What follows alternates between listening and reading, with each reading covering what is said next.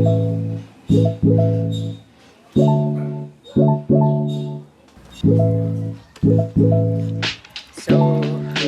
hi guys. Pupunta na naman tayo ng eskwelahan. Nga pala, nandito tayo sa lugar nila mama ngayon. Dahil nandito yung mga bata. So, tara, samahan niyo ako.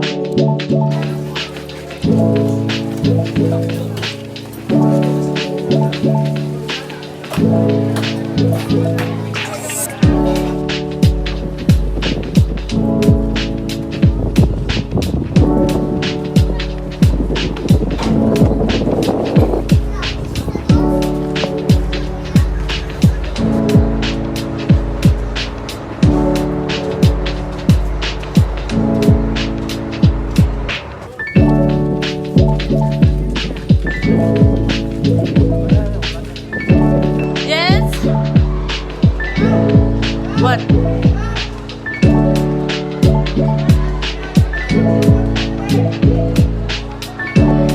Hi mga katams, so nandito na po ako sa school ngayon.